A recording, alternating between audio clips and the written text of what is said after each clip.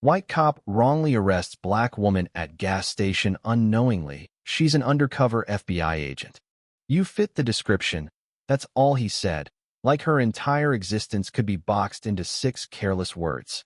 It was broad daylight, and he was already gripping her wrist like she was seconds away from detonating.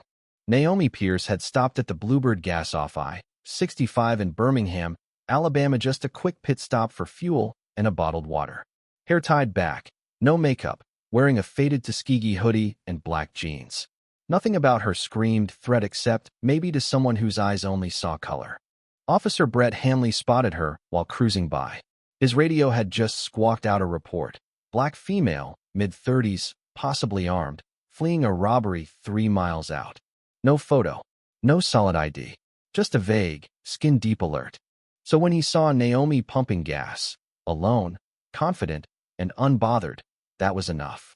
He pulled in fast. Sirens off. Lights silent. Gun holstered but only just. Ma'am, hands where I can see 'em. Naomi turned slowly. She'd done this dance before growing up in Georgia, walking a careful line between excellence and invisibility. But today was different. She raised her hands and didn't say a word. He moved in, slapped cuffs on her wrists, tight and high. She flinched. "What's this about?" she asked, calm but edged with heat. "You fit the description. Just cooperating for now." "That's lazy police work," she said, eyes locked on his. He ignored her. Checked her ID fake name, of course. The alias she'd used for 5 months while embedded in Operation Colvane, a federal sting targeting corrupt local officials involved in drug trafficking. Hanley didn't see it. All he saw was what he wanted to believe. That a woman like her didn't belong in this zip code unless something illegal had dragged her here. He stuffed her in the back of his cruiser. Back at the station, she said nothing.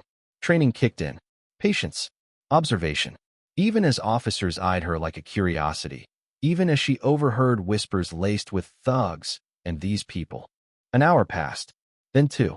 Hanley strutted past her cell. "You people think you can run wild and not get caught," he muttered. She smiled, slow and sharp.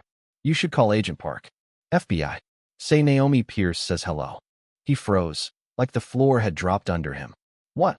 "Do it," she said, "before you embarrass yourself any further." He didn't move, so she did. Pulled her shoulders back, straightened. "Badge is in my bag. Under the water bottle. You never checked it." Sloppy. It took 10 minutes. Then it was chaos. Supervisors rushing in. Calls made. Faces pale. Apologies piling up like debris after a storm. Agent Park stormed in from the Bureau's Birmingham field office. His glare could have melted steel. "She's undercover, you idiot." Park snapped at Hanley. "Do you have any idea what you just jeopardized?" Hanley sputtered. "She matched." "She matched your prejudice." Park shot back. Naomi stood, calm as a blade. "I don't need an apology," she said, voice like flint. "But I will take your badge number." The press got wind. Within 24 hours, footage from the gas station surfaced. Someone had recorded the takedown. No aggression from Naomi. No resistance.